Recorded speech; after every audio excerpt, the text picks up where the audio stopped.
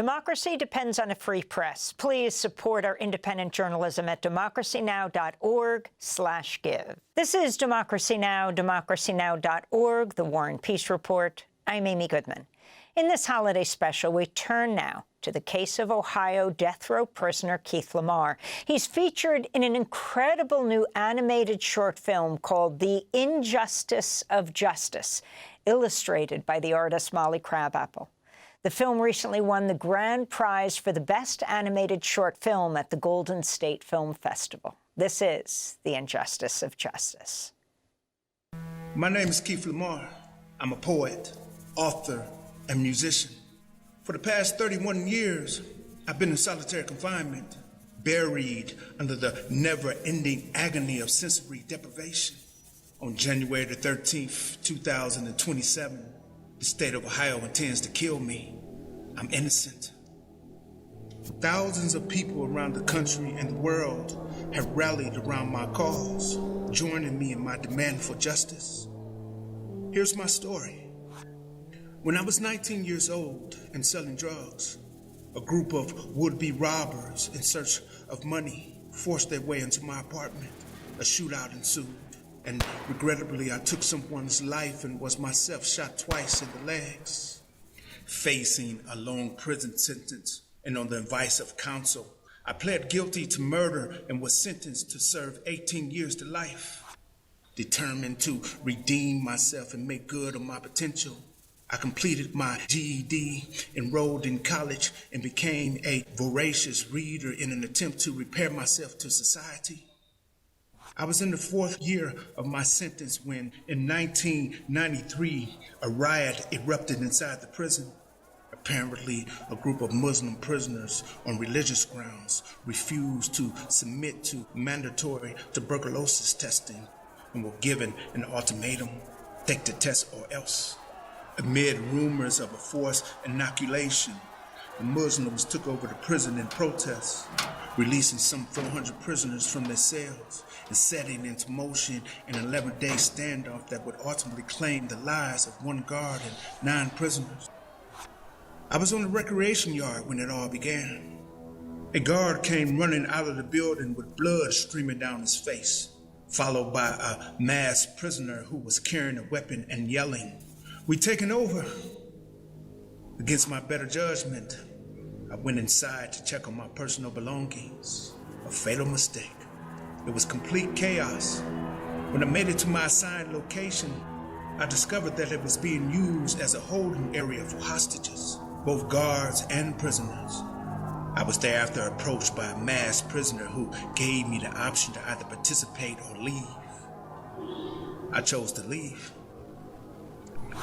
Hundreds of us gathered on the yard, waiting as the National Guard and Highway Patrol took up watch outside the perimeter fence. Later, when dead bodies were dumped into the yard, they stood by and did nothing. It was as if I was trapped inside a nightmare. Around 2 a.m. the following morning, we were rounded up and herded into the gymnasium, where we were stripped naked and then violently forced in random groups of 10 into cells meant for one person. Stressed and stretched to the limit, a fight broke out over food.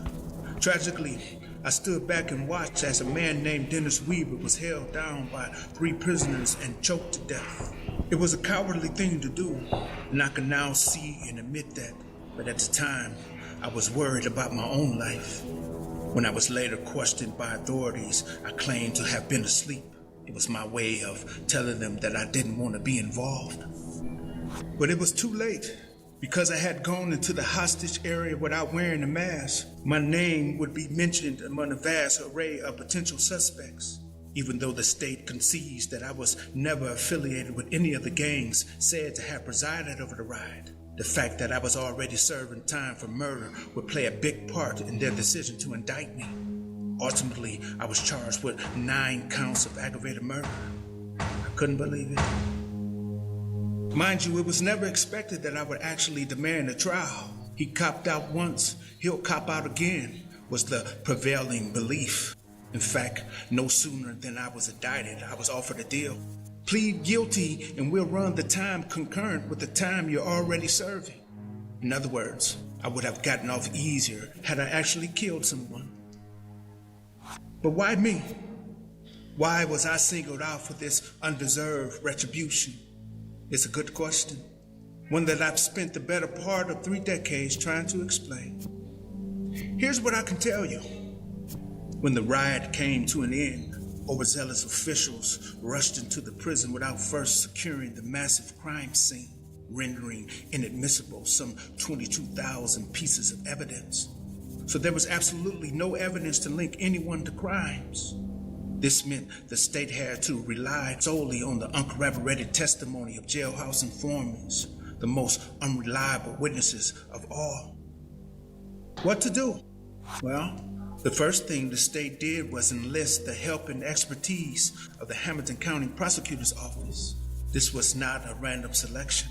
Hamilton County has the dubious distinction of convicting and executing more than half of all death row prisoners in the United States. And how have they been so successful? The answer is simple and deadly. Through the impaneling of all-white juries, the use of paid jailhouse informants, and the intentional withholding of exculpatory evidence. I have now in my possession the statement of an actual perpetrator who admitted to murdering someone for whom I was sentenced to death. And this is only the tip of the iceberg. They withheld so much more. It's over 3 decades later now, and I'm still in solitary confinement, being tortured because I refused to plead guilty to something I didn't do. I'm innocent. Look, we kid ourselves when we speak of justice. Until we have a process that holds everyone equally accountable for their actions, this system will remain what it has always been, a punishment system. And as we all know, those who don't have the capital get the punishment. Democracy Now! Is funded by viewers like you. Please give today at democracynow.org/give.